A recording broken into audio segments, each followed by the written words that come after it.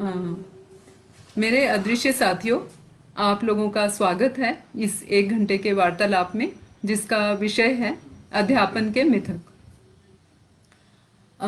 ये कहने को तो वार्तालाप है, लेकिन इसमें सिर्फ मैं ही बोलूँगी। वार्तालाप तभी होता है जब दो तरफा हो, दो लोग उसमें बात करें, दो तरह के या ज़्यादा लोगों के उसमें विचार रहें। लेकिन ये जो ऑनलाइन प्लेटफॉर्म की ये बाधा है कि इसमें एक ही तरफा बात हो रही है, इसको भी हम सरमाउंट कर सकते हैं और इसके ऊपर हम पार पा सकते हैं। और उसके लिए मैं चाहूँगी कि आप लोग अपने कमेंट्स और क्रिटिक और जो भी आपके विचार हैं, काउंटर आर्ग्यूमेंट्स हैं, उनको भी आप अपने पास रखें और उसके बारे में हम बातचीत करते रहेंगे। वार्तालाप इस 1 घंटे को ख़त्म करने के बाद ही ख़त्म नहीं होगा और वो जारी रहेगा। इसके साथ मैं ये भी कह रही हूँ कि बीच बीच में मैं आपको कुछ वैचारिक प्रयोग करने के लिए कहूँगी। अगर आप वो करते रहें तो मुझे लगेगा कि ये एक तरफा नहीं है, दो तरफा वार्तालाप हो रहा है। ये जो प्रस्तुति मैं आपके सामने करने जा रही हूँ, इस प्रस्तुति में अधिकतर मेरे अपने तजुर्बे हैं, अपने एक्सपीरियंसेस हैं और कुछ मेरी रीडिंग्स हैं, और इन सब के आधार पे जो मेरी परसेप्शंस हैं या जो मैंने विचार बनाए हैं, जिनकी मैंने ये कोशिश की है कि उसके साथ ही मैं उनको किसी तरह से कुछ प्रमाण दे के उनको आपके सामने रखूं, जिससे कि ज़्यादा कन्विंसिंग वो लगें या आप उसके ऊपर ज़्यादा अच्छे से विचार कर सकें। ये मेरा इसका फॉर्मेट है। और फॉर्मेट में हम 4 मिथकों के ऊपर डिस्कशन करेंगे, जिसमें से पहला है व्हाट इज़ टीचिंग, दूसरा है रोल ऑफ टीचर्स, और तीसरा मिथक है हाउ टू टीच, और चौथा है व्हाट टू टीच। मेरे ख्याल में ये चारों ही एस्पेक्ट्स जो हैं टीचिंग के, ये काफ़ी मूलभूत हैं और इनके बारे में हम डिस्कशन करेंगे। मेरा नाम जयंती है और मैं पंजाब यूनिवर्सिटी में ह्यूमन रिसोर्स डेवलपमेंट सेंटर नाम के एक डिपार्टमेंट में काम करती हूँ। ये जो डिपार्टमेंट है, इसका नाम पहले एकेडमिक स्टाफ कॉलेज था, और यहाँ पे हायर एजुकेशन में कॉलेज और यूनिवर्सिटी के जो टीचर्स हैं उनकी ट्रेनिंग होती है हमारे पास। तो वो ट्रेनिंग ज़्यादातर क्लासरूम्स की में, how to teach in the classrooms, pedagogy और updated information about knowledge and जो भी अपना सब्जेक्ट का अपग्रेडेशन है, इन सब चीज़ों के बारे में हम चर्चा करते हैं। और आज तक जो मेरा कार्यकाल है, इसके दौरान मुझे लगभग 5,000 के करीब अध्यापकों के साथ, शिक्षकों के साथ संपर्क में आने का मौका मिला, और काफ़ी करीब से उनके साथ लगभग 1 महीने का एक ट्रेनिंग प्रोग्राम होता है, तो हम बहुत ज़्यादा लोगों के साथ बातचीत कर सकते हैं। और ये ज़्यादातर मेरा जो तजुर्बा है, जो टीचर हमारे पास आते हैं, ये हैं पंजाब, हरियाणा और हिमाचल के जो हमारा कैचमेंट एरिया है, बट अदरवाइज़ पूरे देश से ही लोग आते हैं। तो मेरा एक्सपीरियंस काफ़ी वाइड और अक्रॉस द डिफरेंट सेक्शंस है। अब जब मैं इन टीचर्स के साथ कई तरह के नाना विषयों के ऊपर हम बात करते रहे, तो उसमें कुछ चीज़ें बार बार उभर के आती रहीं, और मैंने देखा कि कुछ ऐसे विषय हैं जो हमें हम उनके ऊपर बहुत बार बार हम बात करते हैं, लेकिन उसके कई बार हमारे पास सॉल्यूशन नहीं है, और वो सब टीचर्स के एक ही तरह के विषय जो हैं वो रहते हैं, और उन्हीं में से ये आइडिया जो है निकला है। तो पहला आइडिया जो मेरा था, वो मैंने ये समझा कि व्हाट इज़ टीचिंग, जो एक बड़ी मूलभूत बात है, जो एक बहुत बेसिक बात है, इसके बारे में बात की जाए। लेकिन आप ये कहेंगे कि ये तो एक इतना सिंपल क्वेश्चन है, और जो टीचर्स हैं, वो टीचर्स को तो जब वो पढ़ा रहे हैं तो उनको मालूम ही होगा कि व्हाट इज़ टीचिंग, टीचिंग की परिभाषा क्या है, टीचिंग क्या होती है। और जो लोग मेरे ख्याल एजुकेशन वगैरह फील्ड से होते हैं, जिन्होंने बीएड की ट्रेनिंग की होती है, उन लोगों को तो ये पढ़ाई जाता है, उनका तो ये प्रोफेशनल फील्ड है, उनको मालूम ही होगा कि टीचिंग क्या है। लेकिन मैं हर एक से जब ये पूछने लगी कि what do you think is teaching, आप टीचिंग से क्या समझते हैं, तो मेरे को बहुत हैरानी हुई कि बहुत सारे लोगों ने जो इसके जवाब दिए, और कई लोगों ने ऐसा, मुझे ऐसा लगा कि कई लोगों ने इस बात पे कभी विचार ही नहीं किया कि टीचिंग एक्चुअली उसकी परिभाषा क्या है और वो होती क्या है। परिभाषा से मैं टेक्निकल अर्थ में नहीं उसको लेती, क्योंकि टेक्निकली टीचर्स की टीचिंग की परिभाषा है, लेकिन हर एक टीचर उसको अपने हिसाब से भी परिभाषित करता है। और इसको जानने की ज़रूरत क्या है, पहले तो हम इसी प्रश्न पे विचार करें कि व्हाट इज़ टीचिंग, ये जो मूलभूत बात है या टीचिंग को परिभाषित करने की जो बात है, इस पे हम विचार करें ही क्यों। तो इसमें एक बहुत अच्छा पर्चा है जॉन हिर्स्ट का, जो 2006 का है, और इसका रेफरेंस भी मैं आपको दे सकती हूँ। तो वो इसमें 4 पॉइंट्स कहता है कि हमें टीचिंग के बारे में ज़्यादा क्लैरिफिकेशन, क्लियर होने की ज़रूरत है, और उसके कारण देता है। उसमें से वो एक कारण तो ये बताता है कि आजकल जो नई नई मेथडोलॉजीज़ आ रही हैं, नई नई टेक्नोलॉजीज़ आ रही हैं, और इन टेक्नोलॉजीज़ में जैसे ऑनलाइन है, फ्लिप टीचिंग है, ब्लेंडेड टीचिंग है, कई तरह की नई टीचिंग टेक्नोलॉजीज़ हैं या ओपन कोर्सेज हैं। अगर हमें यही मालूम नहीं होगा कि टीचिंग क्या है और उसको किस तरह से हम उसको परिभाषित करें, या उसका कोर फंक्शन क्या है, कोर उसके फीचर्स क्या हैं, और उसका फ्लफ क्या है, फालतू की चीज़ें क्या हैं, और एक्चुअली टीचिंग का कोर क्या है, जब तक हमें ये मालूम नहीं होगा तो हम इस बात को नहीं समझ पाएंगे कि इन चीज़ों के अंदर क्या चीज़ें हमें टीचिंग कहलानी पड़ेंगी। और दूसरा पॉइंट ये है कि आजकल, और ये बहुत जल्दी आने वाला है, कि आर्टिफिशियल इंटेलिजेंस के हिसाब से रोबो टीचर्स या रोबोट टीचर्स, जिसको हम समझते थे कि बहुत ही दूर भविष्य की बात है, ऐसा नहीं है। ये सब चीज़ें बहुत जल्दी हमारे पास टेक्नोलॉजी के हिसाब से आने वाली हैं। और जब वो आएंगी उस टाइम भी हमें ये समझना पड़ेगा कि टीचिंग का यथार्थ में टीचिंग क्या होती है। क्या सिर्फ क्लास में जाना ही टीचिंग होती है? क्या अटेंडेंस लेना भी टीचिंग होती है? क्या अटेंडेंस लेना ही टीचिंग होती है? ये सारी चीज़ों के लिए हमें इन चीज़ों को समझना जरूरी है। और मुझे ये लगता है कि बहुत सारी और भी चीज़ों को हम टीचिंग कहे जाते हैं, जैसे कि हम ये कहते हैं कि इंडोक्ट्रिनेशन है, या फिर कन्वर्टिंग है, कन्विंसिंग है, रेडिकलाइजेशन है, या फिर उपदेश देना है, प्रीचिंग है। क्या ये सब भी टीचिंग के अंतर्गत आते हैं कि नहीं? और इनको क्या हम टीचिंग के अंदर डालें या उनको उस कैटेगरी से बाहर निकालें, ये सब चीज़ें हमें समझनी चाहिए। और फाइनली, अगर एक टीचर अपने आप को ये समझ नहीं पाता कि टीचर की परिभाषा क्या है, तो फिर वो करेगा क्या? अल्टीमेटली जब वो क्लास में जाएगा तो वो उस परिभाषा से ही तो चालित हो रहा है ना। वो जब क्लास में जाता है तो वो उस परिभाषा को साथ लेके जाता है, और उस परिभाषा से के अनुसार ही वो अपनी क्लासरूम में काम करता है। मान लीजिए अगर हम ये समझें कि एक टीचर ये समझता है कि क्लास में जाके जो है चुटकुले सुनाना ही टीचिंग होता है, स्टूडेंट्स का एंटरटेनमेंट करना टीचिंग होता है, तो ऑफ कोर्स जब वो क्लासरूम में जाएगा तो वो यही काम करेगा। तो इसी तरह से हमको ये, और उसके साथ ही मेरा अपना भी एक विचार जुड़ा हुआ है कि अगर हमें ये पता लग जाए कि टीचिंग क्या होती है और उसके कोर फीचर्स क्या हैं, तो हम जब ट्रेनिंग करते हैं और हम टीचर्स को ये सिखाते हैं कि टीचिंग कैसे करनी है, तो हमें उसमें भी बहुत सुविधा होगी, क्योंकि हम उन आयामों को समझ सकेंगे और उन आयामों को पकड़ सकेंगे। तो इस तरह से ये विचार जो है वो सामने आया, और उसके ऊपर मैंने थोड़ी डिस्कशन शुरू की कि व्हाट इज़ टीचिंग की परिभाषा कैसे की जाए। और जब हम टीचर्स को कहने लगे कि आप ऐसा, जैसे हम एक टीचर से पूछने लगे कि व्हाट इज़ टीचिंग, तो ज़्यादातर उनके जो भी जवाब आते थे उनको मैं लिख लेती थी, और ऐसे उन जवाबों को मैंने कलेक्ट करना शुरू किया। तो मैंने ये देखा कि 90% टीचर्स जो हैं वो ये कहते हैं teaching is transfer of knowledge. Teaching is to make the students understand the concepts of knowledge. जो भी नॉलेज हमें देनी है वो, यहाँ तक कि मैंने इंटरनेट पे भी जब इसकी सर्च डाली तो मैंने देखा कि ज़्यादातर डेफिनेशंस भी जो हैं वो नॉलेज के ऊपर ही बात करती हैं, नॉलेज के बारे में ही बात करती हैं। और मैक्सिमम टीचर्स इसी को ही एम्फेसाइज करते हैं, इसी को ही ज़्यादा हाईलाइट करते हैं कि स्टूडेंट को नॉलेज देना जो है वो टीचिंग है। अब अगर हम इससे थोड़ा सा आगे चलें, और जैसे मैंने आपको कहा था, अब हम एक वैचारिक प्रयोग करते हैं। अगर मैं आपको कहती हूँ कि एक छात्र जो कॉलेज में एंटर कर रहा है और उसके बाद वो 3 साल या 4 साल, जैसे कि उसके कोर्स की अवधि है, उसके बाद वो उसमें से निकल रहा है आफ्टर 4 years और 3 years, तो जब वो निकलता है तो क्या वो स्टूडेंट जो एंटर हुआ था और वो स्टूडेंट जो बाहर निकला, क्या वो सेम ही रहता है?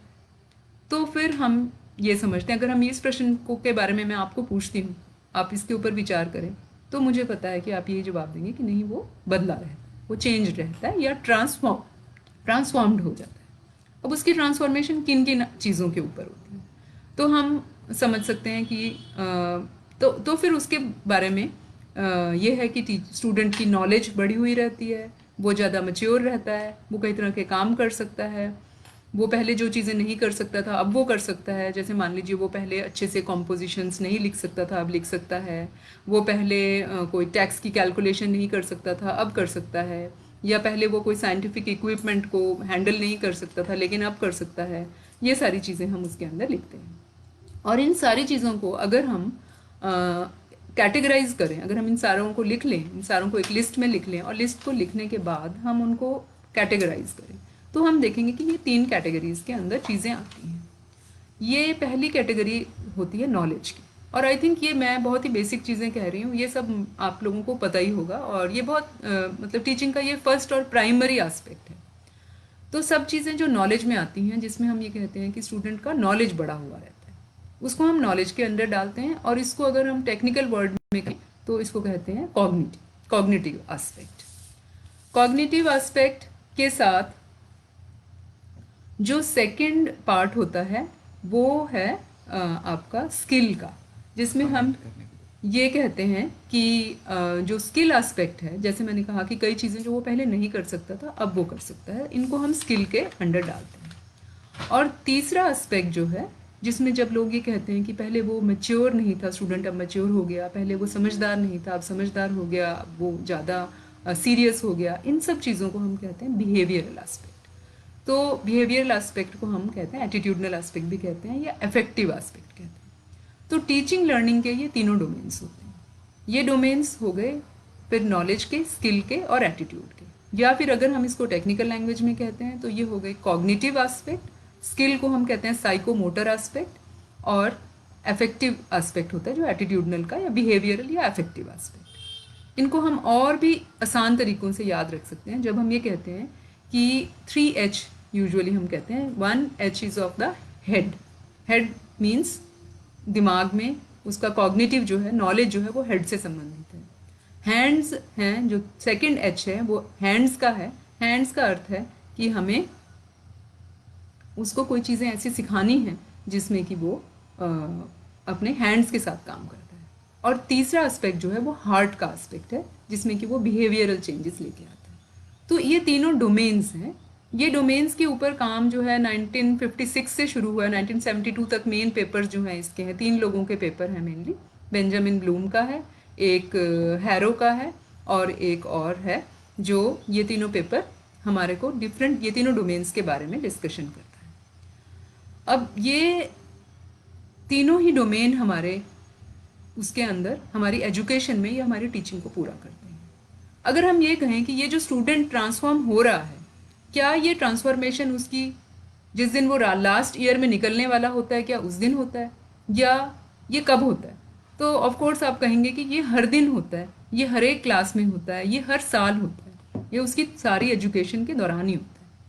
अब अगर ये सारी एजुकेशन के दौरान होता है, इसका मतलब तो यही है कि हमारी टीचिंग जो कि हम हर दिन करते हैं, जो हम हर क्लासरूम उनके साथ शेयर करते हैं, उस क्लासरूम में इन तीनों ही डोमेन्स का इंक्लूजन, ये तीनों डोमेन्स उसके अंदर होने चाहिए।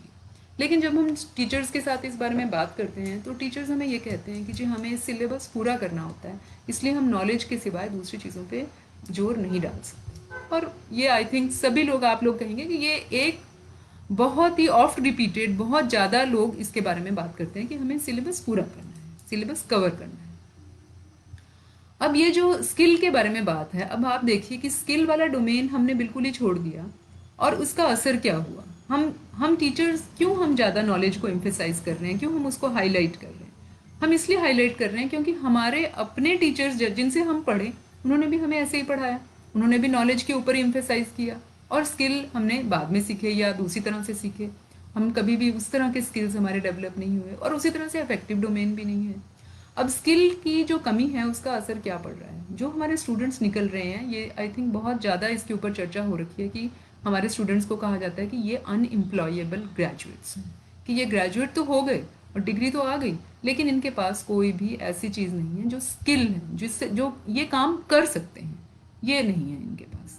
और ये बहुत हद तक काफ़ी सच भी है, क्योंकि मैंने भी एक सर्वे किया था जिसमें मैंने मास्टर्स के जो बच्चे हैं उन बच्चों को ये पूछा था कि आप क्या कर सकते हैं अपने नॉलेज के थ्रू, या जो कुछ भी आपने आज तक डिग्री ली है उसके थ्रू आप क्या कर सकते हैं।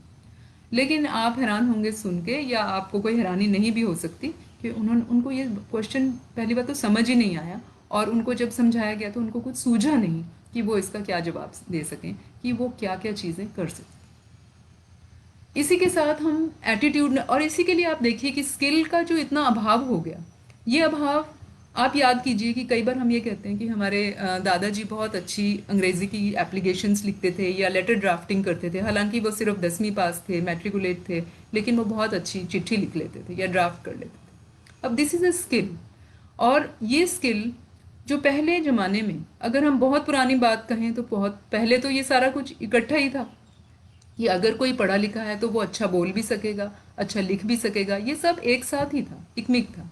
लेकिन अब हमने इनको इतना अलग कर दिया है, हमने नॉलेज को, स्किल को इतना अलग कर दिया कि अब स्किल के लिए एक मिनिस्ट्री ही अलग से बनानी पड़ी है, स्किल मिनिस्ट्री अलग कर दी उन्होंने। और नॉलेज, अब ये इसको हमने इतना बाइफरकेट, इतना हमने डिसइंटीग्रेट कर दिया एजुकेशन को, और स्किल हम बिल्कुल भी नहीं सिखाते और एम्फेसाइज नहीं करते, जबकि हर एक क्लास में ये अपॉर्चुनिटी होती है कि हम उसको स्किल के बारे में बता सकें।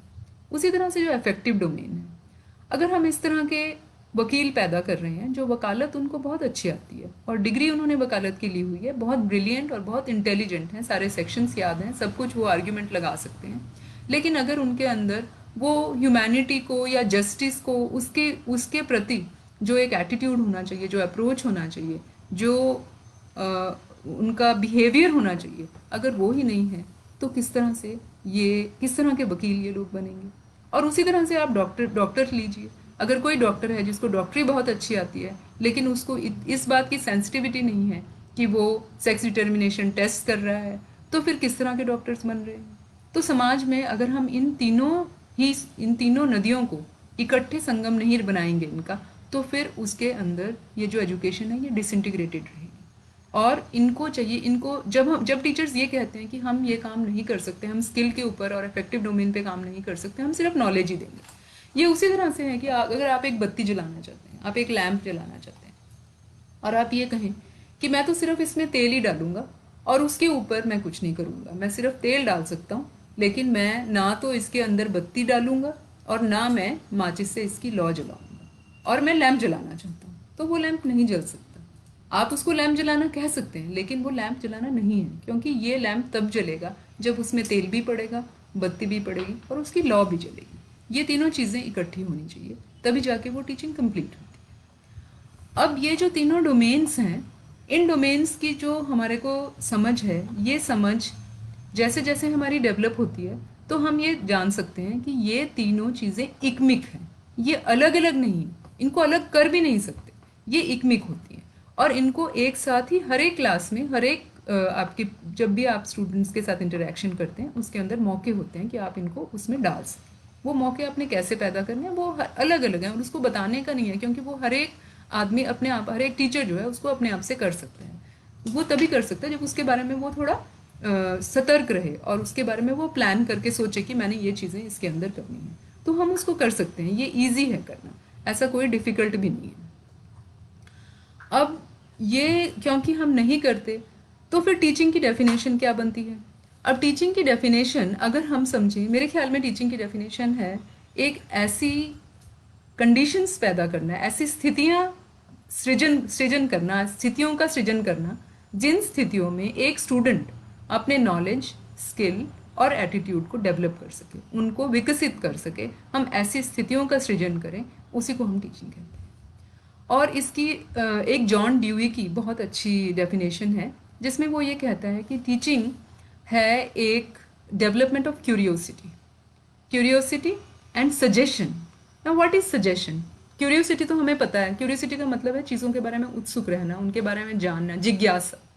वो जिज्ञासा जो है वो टीचिंग उसको उभारती है, उसको पैदा करती है, उसको बंद नहीं करती, सप्रेस नहीं करती। तो ये दो चीज़ें हो गई, ये एक तो क्यूरियोसिटी का डेवलपमेंट, एक सजेशन का development. Now what is the development, what is suggestion? Suggestion क्या है? Suggestion means that things are not direct. All the things which we see around ourselves, they are not direct.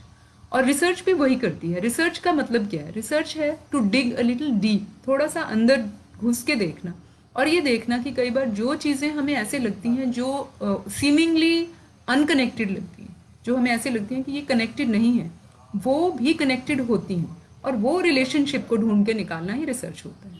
सो वो जो suggestion है, वो जो indirect findings of the thing है कि हम उन चीज़ों को समझ सकें जो एक हिंट के थ्रू हमें बताई जाती हैं, क्योंकि लाइफ लीनियर नहीं होती, ये ऑन योर फेस नहीं होती, ये डायरेक्ट नहीं होती है, बहुत सारी चीज़ें इनडायरेक्ट हैं। उस सूक्ष्मता को समझने की जो क्षमता है, टीचिंग उसको पैदा करता है।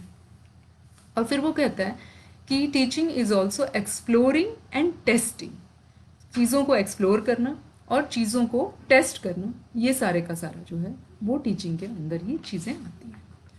अब ये डेफिनेशंस तो बहुत हैं, और जैसे मैंने कहा कि अगर आप नेट पे जाएं तो बहुत सारी डेफिनेशंस आप ले सकते हैं, आप ढूंढ सकते हैं, लेकिन वो सारी डेफिनेशंस अपने अपने हिसाब से है। और मुझे ये लगता है कि हर एक टीचर को अपनी टीचिंग की एक डेफिनेशन बनानी चाहिए कि मैं टीचिंग से क्या समझता हूँ और मुझे क्लासरूम में जाके क्या करना है।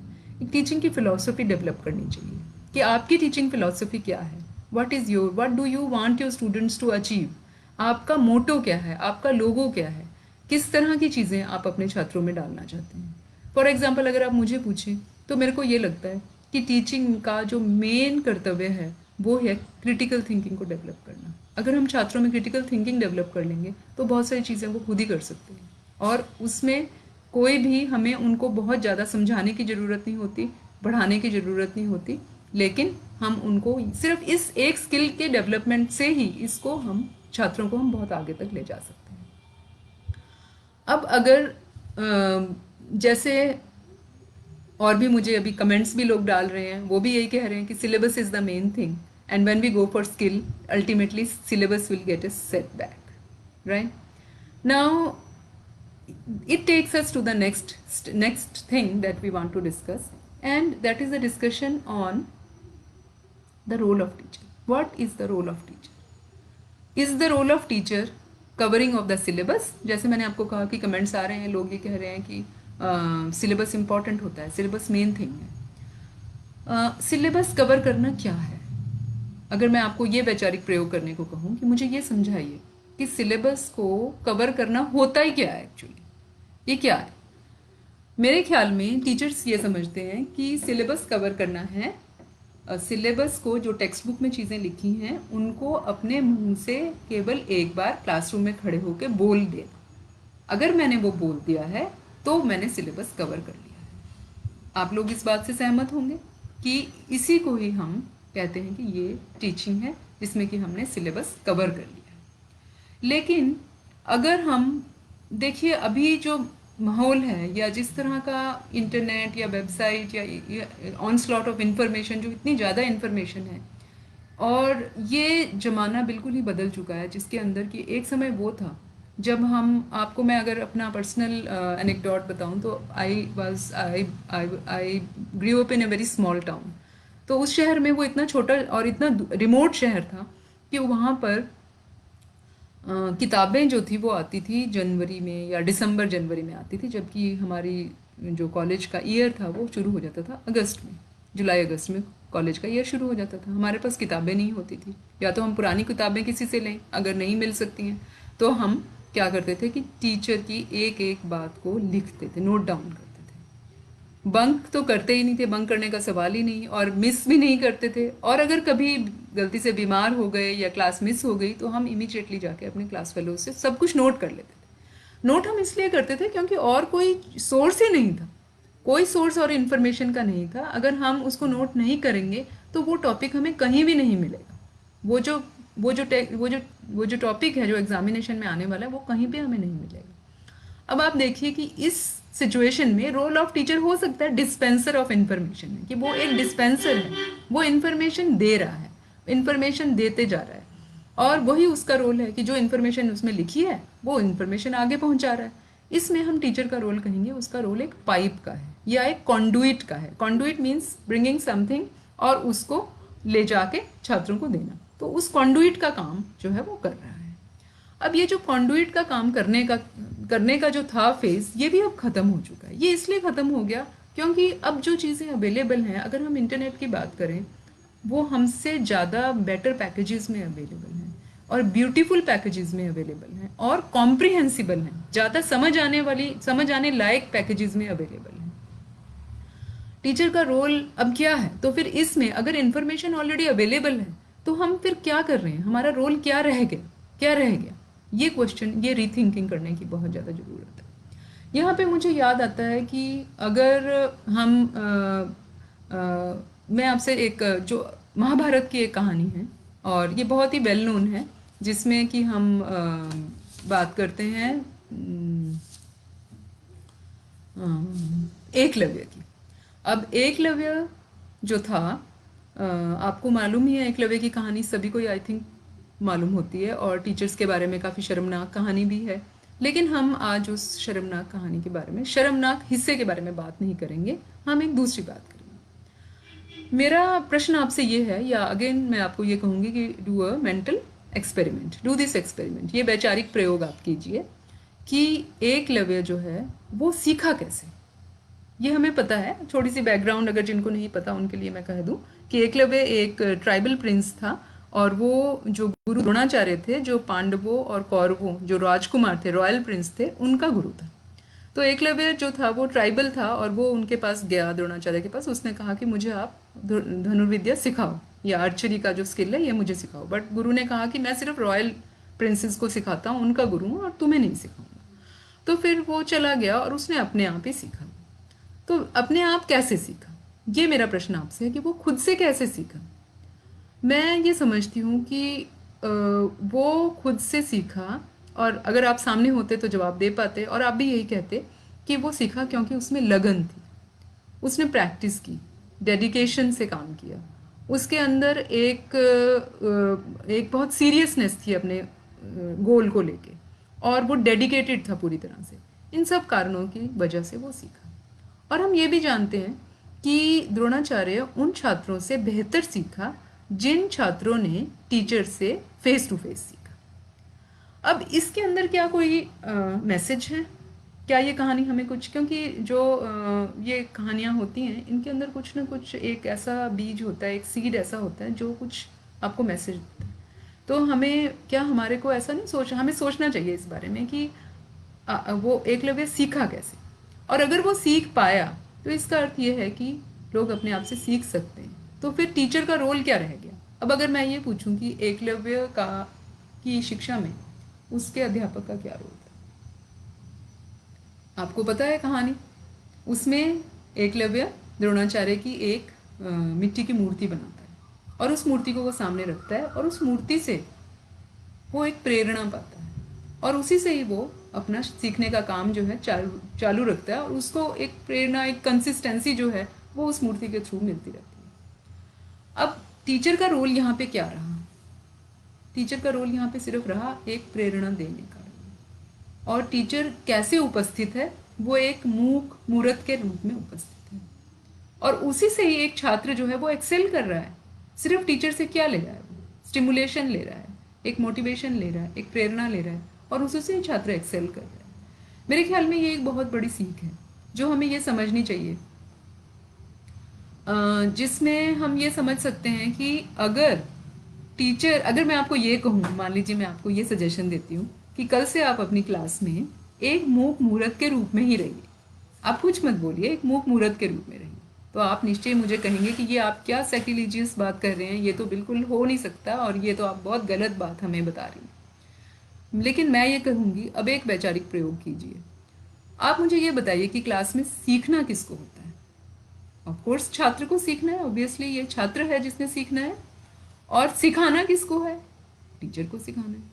लेकिन क्लास में सबसे एक्टिव कौन होता है, वो टीचर होता है जो सबसे एक्टिव होता है। वो घूम रहा है क्लास में, इधर से उधर जा रहा है, वो नॉलेज का जो बता रहा है, नॉलेज इन्फॉर्मेशन जो भी वो बच्चों को समझा रहा है उसको लेके वो पूरी तरह से एंगेज्ड है, वो उसकी सीक्वेंसिंग देख रहा है, वो किस तरह से एक्सप्लेन करना है उसको देख रहा है, और वो उसके बारे में पूरी तरह से एक्टिव है। और छात्र क्या है, छात्र अपने डेस्क के ऊपर पैसिवली बैठे हैं, वो डिस्ट्रैक्टेड हैं, वो बिल्कुल स्लॉथफुली बैठे हैं, लेजी होके बैठे हैं, या वो कुछ भी उसके साथ बंधे नहीं है, उस नॉलेज के साथ किसी तरह की एंगेजमेंट नहीं है उनकी, वो पैसिवली बैठे हैं। और इस स्थिति में कोई एक्टिव लर्निंग किस तरह से हो सकती है। मुझे नहीं लगता कि ऐसी स्थिति में कोई भी एक्टिव लर्निंग या कोई भी लर्निंग भी हो सकती है कि नहीं। वो वहाँ जरूर बैठे हैं, वो फिजिकली उपस्थित हैं वहाँ पर। अब एक आप दूसरी क्लासरूम सोचिए। अब ये जो दूसरी क्लासरूम है, उस क्लासरूम के अंदर छात्र हैं, बैठे हैं, और विचारों को लेके खेल रहे हैं, डिस्कस कर रहे हैं, डिबेट कर रहे हैं, आर्ग्यू कर रहे हैं, विचारों को इधर उधर से एक्सप्लोर कर रहे हैं, एग्जामिन कर रहे हैं, डाइसेक्ट कर रहे हैं, सिंथेसाइज कर रहे हैं, एनालाइज कर रहे हैं, कुछ विचारों को ले रहे हैं, कुछ को छोड़ रहे हैं। ये जो सिचुएशन है, इस सिचुएशन में एक गहमा गहमी चल रही है, क्लासरूम के अंदर एक गहमा गहमी है, एक डायनामिक है, डायनामिक सिचुएशन है, एक वाइटलिटी है, एक प्राण है। और उसके अंदर जो अध्यापक है वो एक ऋषि की तरह, एक शांत होके, एक मूक ऋषि की तरह इधर उधर घूम रहा है। वो क्या कर रहा है? वो छात्रों को एनकरेज कर रहा है, कभी उनकी पीठ पे हाथ रख के थपथपा रहा है, कभी हैंड होल्डिंग कर रहा है, कभी स्माइल कर रहा है, कभी वो उनको नॉड कर रहा है, और कभी वो उनकी थोड़ा सा लाइन पे ला रहा है। ये काम वो कर रहा है, उसको बहुत ज़्यादा कुछ करने की ज़रूरत नहीं है। क्या एक ऐसा क्लासरूम, क्या यही रोल ऑफ टीचर नहीं है? कि रोल ऑफ टीचर क्या है? हमें इसके बारे में एक विचार करने की ज़रूरत है कि कहीं हमने अपने रोल को बिल्कुल ही उल्टा तो नहीं कर लिया, कि एक्चुअली जो रोल हमारा था हम उस रोल को भूल ही चुके हैं, और अब हम जो रोल हमने अपना लिया है और उसी को ही लेके हम कहते हैं कि यही हमारा रोल है। मिनिमलिस्टिक कर लिया हमने, रिड्यूस कर लिया अपने रोल को, और हमने उसको सिर्फ इस पे रख दिया कि मुझे सिलेबस को एक बार अपने मुंह से बोलना है और यही सिलेबस को कवर करना है। अगर हम ये समझेंगे तो ऑफ कोर्स आप ये कहिए, आप ये मुझे बताइए कि अगर टीचिंग ऐसी स्थितियों का सृजन है जिसमें छात्रों का एटीट्यूड, नॉलेज और स्किल वो ट्रांसफॉर्म हो रहा है, और अगर वो ट्रांसफॉर्म नहीं होता तो क्या आप कह सकते हैं दावे के साथ कि आपने टीचिंग की?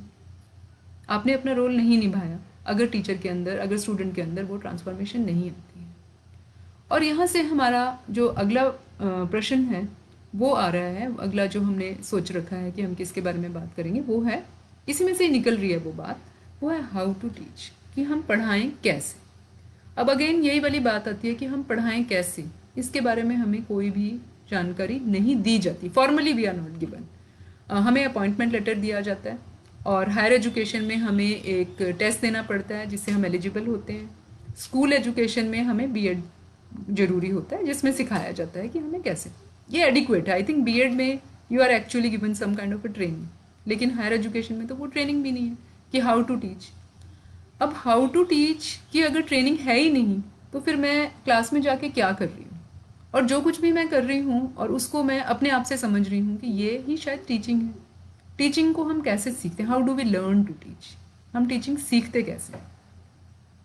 टीचिंग को हम सीखते हैं या तो हमने अपने टीचर्स को जिनको देखा है उन्हीं का ही जो पैटर्न है उस पैटर्न को ही लेकर हम समझते हैं कि ये जो टीचरों ने हमें पढ़ाया था ये पैटर्न बिल्कुल सही है और हम इस पैटर्न से ही पढ़ाएंगे। या कुछ हमारे खराब टीचर रहे होंगे, हम कहते हैं कि हमने ऐसा नहीं पढ़ाना है, तो यह वो वाली सिचुएशन होगी। लेकिन इन दोनों सिचुएशन या दोनों सिचुएशंस में ही जब हम पहले दिन जाते हैं टीचिंग करने के लिए तो वी फील लॉस्ट। और हम इस बारे में भी बात करते हैं। मैंने बहुत सारे टीचर से ये पूछा कि if they remember the first day of their teaching और नॉट, तो वो ज़्यादातर लोग मैंने देखा है कि 90%, 95% टीचर्स दे रिमेंबर, उनको वो भूला नहीं होता दिन, जो पहला दिन है वो उनको याद रहता है। तो अगर वो उनको याद रहता है कि कैसे होता है ये पहले दिन का, की फीलिंग क्या कैसी होती है, तो वो फीलिंग पे मुझे हमेशा टीचर्स ये कहते हैं कि दे हैव फेल्ट इनएडिक्वेट। उनको ये लगा कि जो कुछ भी उन्हें आता है वो पर्याप्त नहीं है।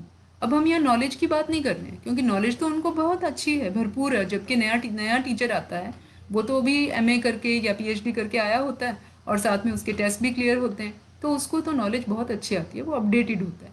लेकिन वो नॉलेज के बावजूद वो अपने आप को एडिक्वेट नहीं महसूस करता, अपने आप को एम्पावर्ड महसूस नहीं करता। उसको लगता है कि कुछ कमी है, मुझे अभी कुछ जानने की ज़रूरत है, कुछ सीखने की ज़रूरत है, मुझे और पता करना है।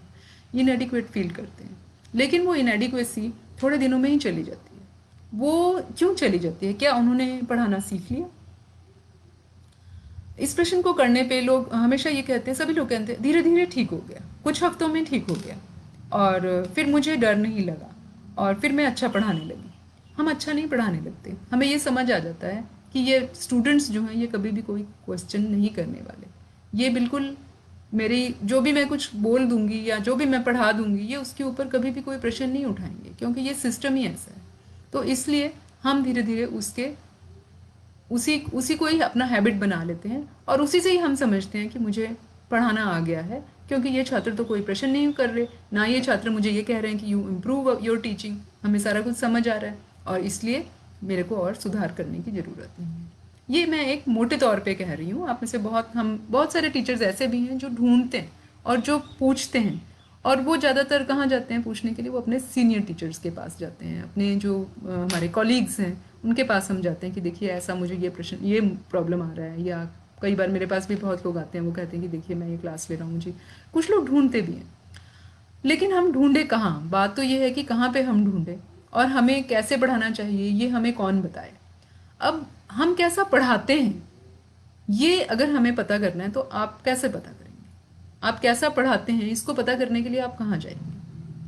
क्योंकि जो स्टूडेंट फीडबैक है वो तो हम कर नहीं रहे, वो तो हमने मना कर दिया कि हम स्टूडेंट फीडबैक, उसके ऊपर तो हम बहुत जोर से, बहुत वेहेमेंटली जो है अपना रेजिस्टेंस दिखाते हैं कि अगर छात्रों ने हमें फीडबैक देना है, we don't agree to it. और कई बार हम ये कहते हैं कि जिस छात्र ने देना है उस छात्र की 75% अटेंडेंस होनी चाहिए, तभी हम उसको अलाउ करेंगे कि वो फीडबैक दे। लेकिन एक्चुअली फीडबैक तो उन 25% बच्चों से लेना चाहिए जो क्लास में कभी टर्न अप नहीं हो रहे या जिनकी अटेंडेंस पूरी नहीं हो रही। कोई कारण तो होगा कि वो हमारी क्लास में क्यों नहीं आ रहे। फीडबैक उन्हीं से ही लेना चाहिए मेरे ख्याल में। अब जब हम फीडबैक उनसे भी नहीं लेते, उनसे भी नहीं लेते, तो हमें कैसे पता लगेगा कि हम कैसा पढ़ा रहे हैं?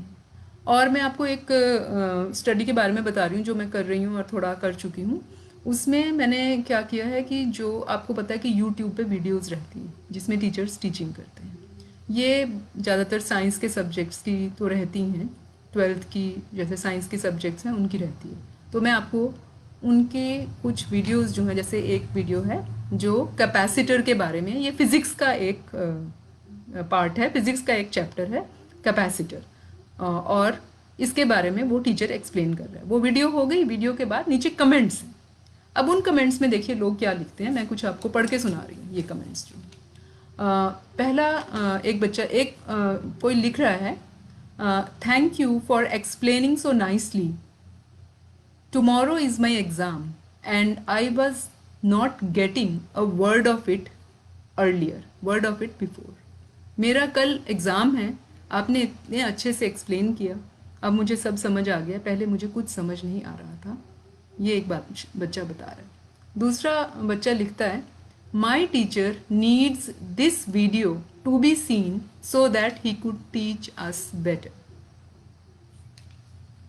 और दो लोगों का और कमेंट सुनिए, आपको बहुत ही हैरानी होगी। ये कह रहा है, after completing my electrical engineering, luckily I watched this video. Finally, my doubts are cleared. New generation is very lucky as they are getting such quality content. Don't rely on schools and colleges. ये आपको सलाह भी दे रहा है कि अगर आपने पढ़ना है और समझना है तो don't rely on schools and colleges. फिर ये एक आदमी हिंदी में ही लिख रहा है, ये कह रहा है, 20 साल की जिंदगी गुजर गई पर आज मैकेनिज्म ऑफ जनरेटर समझ आया, थैंक यू। और एक और बच्चा है, वो लिख रहा है, you give me the feel of each and every law, I was shocked after getting the feel of IF unit by comparing with it earth's radius. ये कोई टेक्निकल बात लिख रहा है वो, यू आर ऑसम। और एक बच्चा लिख रहा है, looking your videos make me more curious than I was after watching Baahubali. अब आप मैं ये समझती हूँ कि अगर मैं वो टीचर हूँ जो एक बच्चे को क्यूरियस बना सकती हूँ about a science topic which is a serious topic more than Baahubali, I think I am a successful teacher. मुझे लगता है कि क्या हम ऐसे टीचर बन पाए हैं कि हम अपने बच्चों में वो क्यूरियोसिटी उस लेवल तक की जगा सकें। अगर आप इन कमेंट्स को देखिए और इन कमेंट्स में वो दर्द देखिए जो उन बच्चों का है जो ऐसे टीचर्स के पास जा रहे हैं जो टीचिंग को कुछ और ही समझते हैं और छात्रों के डेवलपमेंट के बारे में कुछ भी विचार नहीं कर रहे हैं। आई थिंक हम कैसा पढ़ाते हैं, कैसा पढ़ा रहे हैं, इसके बारे में हमें बहुत अच्छे से समझना भी चाहिए और इसकी बीच बीच में पड़ताल करते रहना चाहिए। अगर हम ये पड़ताल करते रहेंगे तो हो सकता है कि हम अपनी इम्प्रूवमेंट, क्योंकि किसी भी, जैसे एक आपको पता ही है, this quotation is there, an unexamined life is not worth living, कि अगर आप एक लाइफ लीड कर रहे हैं उसको एग्जामिन करते रहना चाहिए। तो उसी तरह से हमें अपनी टीचिंग को भी एग्जामिन करते रहना चाहिए, क्योंकि उसमें से बहुत सारी चीज़ें जो हैं वो निकलने वाली हैं। अब जब हम ये कहते हैं कि क्या किस तरह से पढ़ाना है, तो मैंने ये देखा है कि चलो हम नॉलेज इन्फॉर्मेशन वाली बात कर रहे हैं, हम सारे का सारा जो टेक्स्ट बुक में लिखा है उसी को पढ़ा देते हैं, सारे को पढ़ा देते हैं। अब इसमें मुझे एक बात समझ आती है, वो ये है कि हमें सारी चीज़ों को पढ़ाने की ज़रूरत नहीं होती और सारी चीज़ों को पढ़ाना भी नहीं चाहिए। उससे क्या होता है कि जो छात्र है वो ओन अप नहीं करता, वो अपनी अपनी अपने अध्ययन का मालिक नहीं बनता। जो छात्र अपने अध्ययन का मालिक बनता है वो छात्र सक्सेसफुल हो जाता है। उसको कोई टीचर की जरूरत, एक्चुअली टीचर वो होता है जो अपने आप को रिडंडेंट बना देता है कि टीचर की जरूरत ही ना रहे। टीचर वो असली टीचर वो होता है। तो हम अपने छात्र को अपने ऊपर डिपेंडेंट रखते हैं और हम उसको पढ़ाते रहते हैं। अब मेरे ख्याल में ये जो टीचिंग है, मेरे को इसका एक मतलब जो एक मैंने अपने दिमाग में इसकी इमेज बनाई है, वो एक एक रास्ता है और उस रास्ते के अंत में एक गोल है, मंजिल है आपकी। वो मंजिल है complete mastery of the subject, कि आपने सब्जेक्ट की पूरी मास्टरी कर ली। जब आप इस रास्ते से चलते हैं, वो छात्र जो है वो इस रास्ते पे चल रहे हैं। इस रास्ते में ज़्यादातर जो स्ट्रेचेज हैं, जो ज़्यादातर रास्ता है, वो ऐसा रास्ता है जिसमें वो खुद से चलता है, खुद से क्वेश्चन। इस रास्ते में वो चीज़ें कैसे सीखता है? वो सीखता है अपनी सेंसेस से, अपने कॉमन सेंस से, क्वेश्चनिंग से, रिफ्लेक्शन से, सोच सोच विचार करके, चिंतन मनन करके वो चीज़ों को सीखता है। और जब वो इस रास्ते पे चल रहा होता है तो बीच बीच में कुछ गेट आते हैं।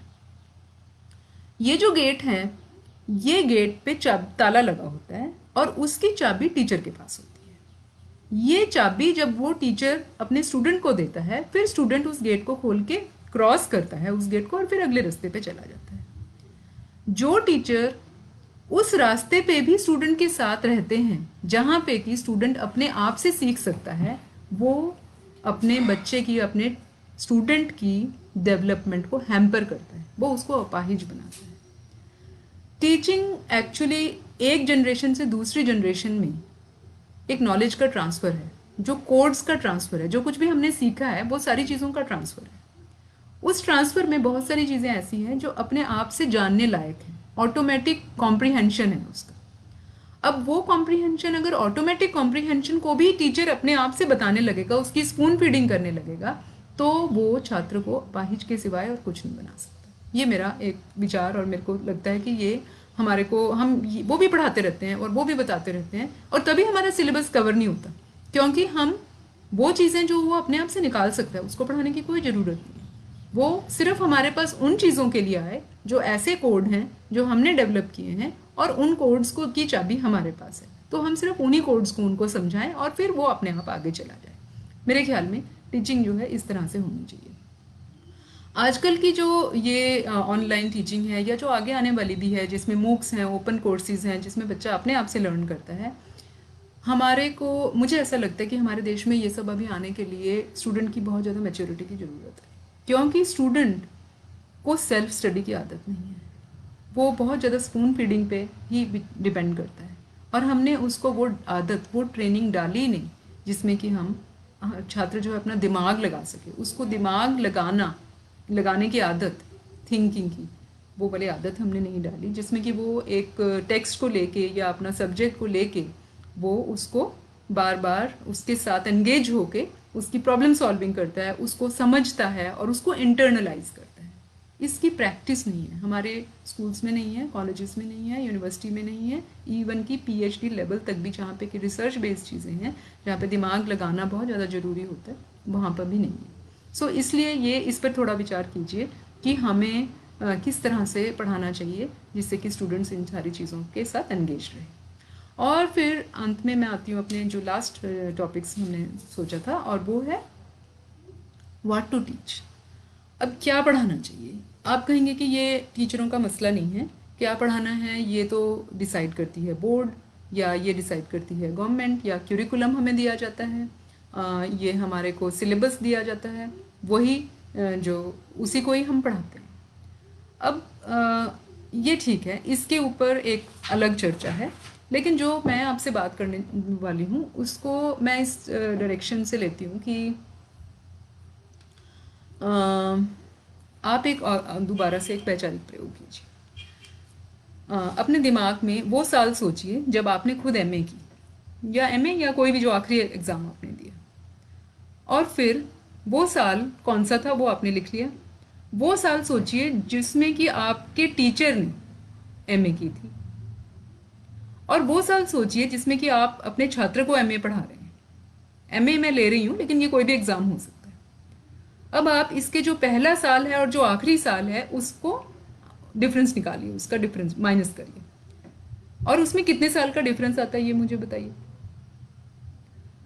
अगर आप बहुत यंग हैं और आपका टीचर भी यंग रहा तो भी मेरे ख्याल में 10 तो नहीं, 20 से लेके 40-50 सालों का अंतर आ सकता है। अब ये जो हमारा गैप है, ये गैप हमारी नॉलेज का, हमारी अप्रोच का, हमारी अंडरस्टैंडिंग का, ये सारा गैप है जो हम स्टूडेंट्स को दे रहे हैं उनके थ्रू, जो कि हम उसको पढ़ाने की बात जो हम कर रहे हैं, जो कुछ भी हम उसको पढ़ा रहे हैं वो उतना ही ऑब्सोलीट है जितना कि उस 50 साल पहले जो चीज़ थी वही अगर हम आज उनको दे रहे हैं तो ऑफ कोर्स वो ऑब्सोलीट है। अब हम बात करते हैं, देखिए आपके जीवन में ही मैंने तो अपने जीवन में जैसे देखिए टेलीकॉम का रिवॉल्यूशन देखा। अब टेलीकॉम जब हम छोटे थे तो हमारे स्कूल का टेलीफोन नंबर था 84, और उसके लिए हमें एक्सचेंज को पहले फ़ोन करना पड़ता था, तो फिर एक्सचेंज वाला जो है वो लगा के देता था और फिर आप स्कूल में बात कर सकते, जो कि एक लोकल कॉल थी। और अगर आपने दूर कॉल करनी होती थी तो बहुत ज़्यादा आपको वेट करना पड़ता था, और वो तो बिल्कुल जाती ही नहीं थी, और अगर लाइटनिंग कॉल करते थे तो 4 गुना पैसे उसके देने होते थे। उस समय से लेके आज बहुत ज़्यादा अरसा नहीं हुआ, सिर्फ 2 दशक ही मेरे ख्याल हुए होंगे जिसमें कि ये सारा का सारा चेंज हो गया, और आज आप देखिए कि टेलीकॉम में क्या डिफरेंसेस हैं। अब वो टीचर जिसने 20 साल पहले अपने बच्चों को वो सब सिस्टम सिखाए, वो तो आज ऑब्सोलीट हो गए, वो नॉलेज भी ऑब्सोलीट हो गया, वो बिहेवियर भी ऑब्सोलीट हो गया, वो स्किल भी ऑब्सोलीट हो गया, वो किसी काम का नहीं। अब कई विषयों में जैसे इंजीनियरिंग है या कंप्यूटर्स है, या मैं कहूँ कि फार्मास्यूटिकल्स है, इन विषयों में ये जो डिफरेंस ऑफ द, ये जो गैप है, नॉलेज का गैप है, ये बहुत क्विकली आपको या डायरेक्टली नजर आता है, दिखता है। लेकिन ऐसा नहीं है कि दूसरी चीज़ों में गैप नहीं है। जब हम लैंग्वेज पढ़ाते हैं तो उसमें गैप नहीं है, या हम ह्यूमैनिटीज़ पढ़ाते हैं तो उसमें भी गैप होता है। वो गैप इतना, उसको भी हम मेजर भी कर सकते हैं, वो इतना ज़्यादा सामने नहीं है, ऑब्वियस नहीं है, लेकिन फिर भी वो भी है, और हम ये नहीं कह सकते कि इनमें गैप नहीं है, उसमें भी है। अब ये जो गैप के से आप चीज़ों को पढ़ा रहे हैं, वो हम इसलिए पढ़ा पाते हैं क्योंकि क्यूरिकुलम में वो चीज़ें रखी जाती हैं जिसको हम ये समझते हैं कि ये बहुत इंपॉर्टेंट है और ये यूज़फुल होगी हमारी अगली जनरेशन के लिए। लेकिन हम उसको कैसे डिसाइड करते हैं? हम उसको ऐसे डिसाइड करते हैं कि हम समझते हैं कि ये इनको काम आएगा। अब आप देखिए कि जैसे मैंने टेलीकॉम का एग्जांपल दिया आपको, वो तो कोई काम नहीं आया, और हम आज का टाइम भी देख रहे हैं कि आज वाला जो टाइम है, ये जो पिछले 3 महीनों से जो सिचुएशन है, आप देखिए इस सिचुएशन में हर एक आदमी जो है कंफ्यूज्ड है, अनसर्टेनिटी है, ये अनप्रेसिडेंटेड चीज़ है, और हमें ये नहीं पता लग रहा कि हमें क्या करना चाहिए, और सभी को ही पता नहीं लग रहा। ऐसा नहीं है कि किसी को मालूम है और किसी को नहीं, या उनकी कमी है कि उनको पता नहीं लग रहा। ये एक बड़ी नेचुरल समझ है कि हमें नहीं पता लग रहा। अब जब हम इस सिचुएशन में पड़ गए और हमें कुछ भी पता नहीं लग रहा, क्योंकि हमारे पास इसके लिए डेवलप्ड टेम्पलेट अवेलेबल नहीं है, हमारे टीचर्स ने हमें नहीं सिखाया, कोई एजुकेशन, कोई कोर्स इस बारे में नहीं था कि जब इस तरह से सिचुएशन आएगी तो उस टाइम एजुकेशनल इंस्टीट्यूट कैसे चलाने चाहिए, उस टाइम देश कैसे चलाना चाहिए, उस टाइम मेडिकल सर्विसेज कैसी होनी चाहिए, उस टाइम साइकोलॉजिकल हमारे को अपना कि किस तरह का एस्पेक्ट रखना है, ये हमें किसी ने नहीं सिखाया, इसलिए हमें नहीं पता। अब हमें नहीं पता तो हम क्या करें? हमें एक चीज़ तो सीखी हमने, वो है प्रॉब्लम सॉल्विंग। अगर आप सच में एजुकेटेड हैं और सच्चे अर्थों के आप शिक्षित हैं, तो आपको प्रॉब्लम सॉल्विंग उस नॉलेज के बीच में से, उस नॉलेज के थ्रू आप अपनी प्रॉब्लम सॉल्विंग करते हैं जिसमें कि जो कि आपने सीखी, और उस प्रॉब्लम सॉल्विंग से आप इस प्रॉब्लम की सॉल्यूशंस जो हैं वो निकाल सकते हैं, वो सोच सकते हैं उनके बारे में, उनको इम्प्लीमेंट कर सकते हैं। यही शिक्षा का काम है। शिक्षा जो है, अगर हम कंटेंट पे बैठे रहे, कंटेंट तो एक व्हीकल है, उस व्हीकल के थ्रू हम दूसरी चीज़ें सिखा रहे हैं, व्हीकल के थ्रू हम बच्चों को सिखा रहे हैं how to apply your mind, application of your mind, analysis, हम उनको critical thinking, how to critique things, how to doubt, how to question, ये सारी चीज़ें हम उनको सिखाएं। अगर हम ये सिखाते हैं तो हम इस बात को श्योर कर सकते हैं कि भविष्य में किसी भी तरह की प्रॉब्लम आएगी, किसी भी तरह का इशू होगा, तो उस इशू को हमारे बच्चे हैंडल कर पाएंगे। लेकिन अगर आप उनको कंटेंट सिखाते हैं तो वो कंटेंट आज बाद कल वो बिल्कुल नहीं चलेगा, और वो चल भी नहीं रहा। हम देख रहे हैं हमारे बच्चे जब रियल वर्ल्ड में जा रहे हैं तो वो कॉम्पिटेंसी नहीं है उनके अंदर आ रही है, क्योंकि जो कुछ भी पढ़ा लिखा है वो बिल्कुल ऑब्सोलीट हो चुका है। इसको हम देख भी रहे हैं, लेकिन देखने के बावजूद भी हम उनको इस तरह की अप्रोचेज नहीं सिखाते कि जिससे कि वो, हम जैसे मान लीजिए अगर मैं आपको ये कहूँ कि एक छात्र को, अब अभी हम क्या कर रहे हैं, हम छात्र को कह रहे हैं कि तुम पूरी की पूरी डिक्शनरी याद करो। ये जो डिक्शनरी में सारे वर्ड्स हैं, इन सारी डिक्शनरी तुम्हें याद करनी पड़ेगी। लेकिन अगर हम उसको ये सिखा दें कि डिक्शनरी में वर्ड्स को ढूंढते कैसे हैं, हाउ टू एक्सेस इट, तो फिर वो अपने आप से ही उन चीज़ों को कर सकेगा। हम अगर उसके अंदर ये प्रेरणा डाल दें कि हम उसकी क्यूरियोसिटी पैदा कर दें कि वो डिक्शनरी से नए नए वर्ड अपने आप ही ढूंढना शुरू कर देगा, उसको उसमें क्यूरियोसिटी हो जाएगी। तो ये जो स्टिमुलेशन का काम है, ये है टीचर का काम। और हमें कंटेंट को बिल्कुल भी नहीं करना, क्योंकि कंटेंट हमारे काम का नहीं। दूसरा, अगर मैं आपसे ये पूछूं कि आपकी क्लास में जितने भी बच्चे थे मास्टर में, या जो भी क्लास आपकी, एक क्लास ले लेते हैं, क्या वो सभी बच्चे उस कंटेंट को यूज़ कर रहे हैं? फॉर एग्जांपल मैंने जो किया अपने मास्टर में, मैं उस कंटेंट को वैसे का वैसे यूज़ नहीं कर रही हूँ। हालांकि वो मेरे को नौकरी लेने में मुझे उसके मास्टर डिग्री पे ही मिली है, लेकिन उस कंटेंट को मैं वैसा यूज़ नहीं कर, क्योंकि हमारे बच्चे अलग अलग तरह जगह जाएंगे और अलग अलग काम करेंगे। इसलिए हमें कंटेंट को लेना चाहिए as a vehicle, as something through which, as a tool through which we are actually sharpening their minds. हम उनका दिमाग किस तरह से शार्पन कर रहे हैं। Again I would come back to that knowledge, attitude and skill, कि हम उन चीज़ों को कैसे डेवलप कर रहे हैं, उनको कैसे शार्पन कर रहे हैं। अगर हम अपने कंटेंट के थ्रू उसको कर सकते हैं तो हमारा कंटेंट का एक फ़ायदा है। अदरवाइज कंटेंट के ऊपर जोर डालना is not at all wise. वो उसका कोई फ़ायदा नहीं है, वो वाइज नहीं है। और उसको घुट घुट के पिलाना, घोट घोट के उसको पिलाना, उसका कोई भी मतलब नहीं बनता। अब कुछ लोग, ये जो ऑनलाइन टीचिंग के बारे में बात हो रही है ना, मेरे को ये भी कमेंट्स आ रहे हैं कि आप ऑनलाइन टीचिंग, और वैसे भी ऑनलाइन टीचिंग के बारे में हम अक्सर ही बात करते रहते हैं।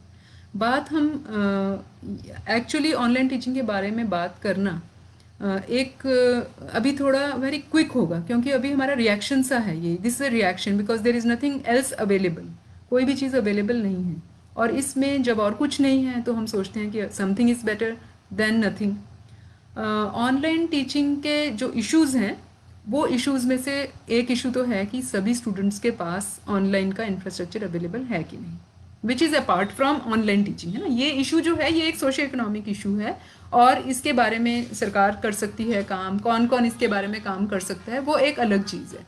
लेकिन हमारे को जो है ये देखना चाहिए, हमारे को ये देखना चाहिए ऑनलाइन टीचिंग में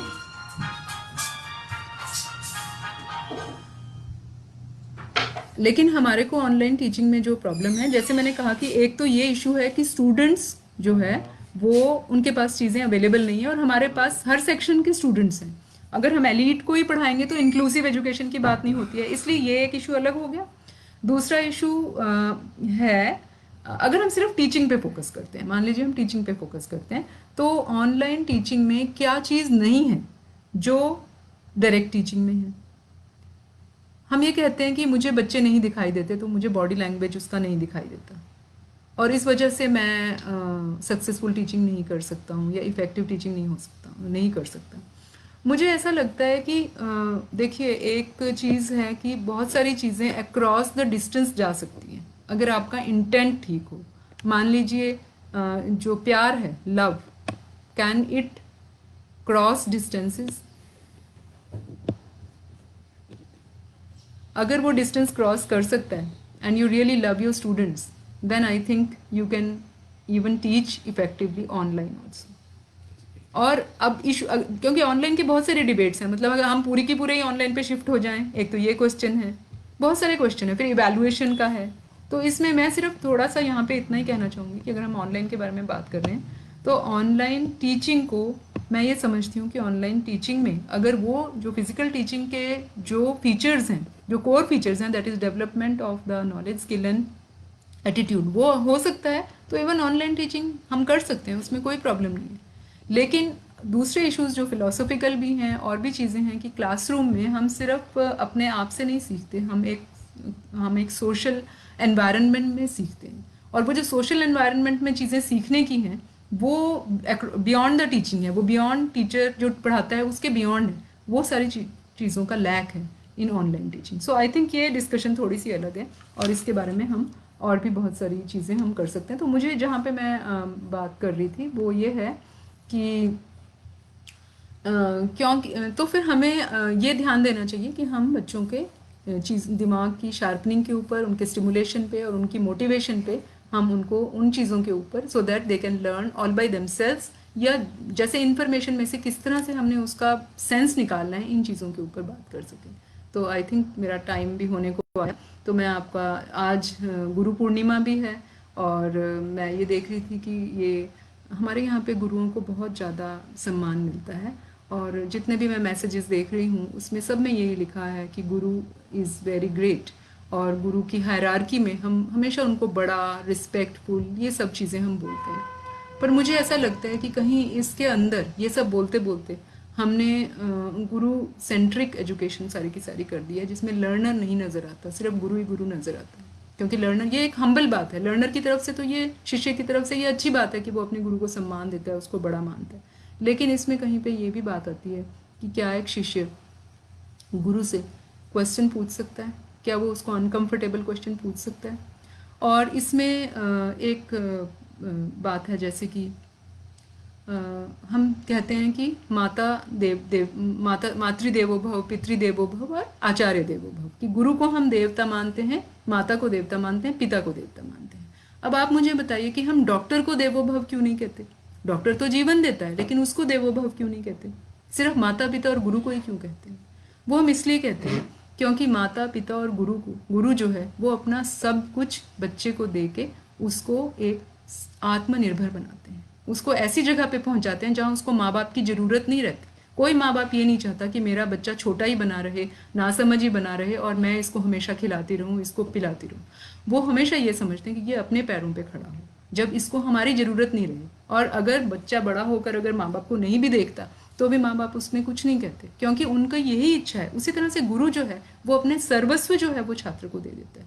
लेकिन कोई भी डॉक्टर वो ये नहीं देता कि अब तुम मेरे पास आए हो, ये मैंने तुम्हारे को इलाज लिख दिया, अब तुम्हें मेरे पास दोबारा आने की जरूरत नहीं है।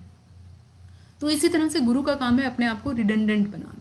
और इसमें हमें एक बुद्ध की बहुत अच्छी जो टीचिंग है वो भी याद रखनी चाहिए, क्योंकि ये जो आषाढ़ पूर्णिमा है ये उसके साथ भी जुड़ी है, बुद्ध के सारनाथ के लेक्चर के, उनकी स्पीच के साथ। वो कहता है अपो दीपो भव, अपने आप ही अपना दीपक बनो। आई थिंक ये शिक्षा जो है ये छात्रों को देना बहुत जरूरी है कि हमें किसी की तरफ देख, क्योंकि यहाँ पे वो प्रश्न आता है कि क्या उपदेश भी टीचिंग होता है, क्या इंडॉक्ट्रिनेशन भी टीचिंग है, क्या किसी को कन्वर्ट कर लेना भी टीचिंग होता है? वो टीचिंग नहीं है।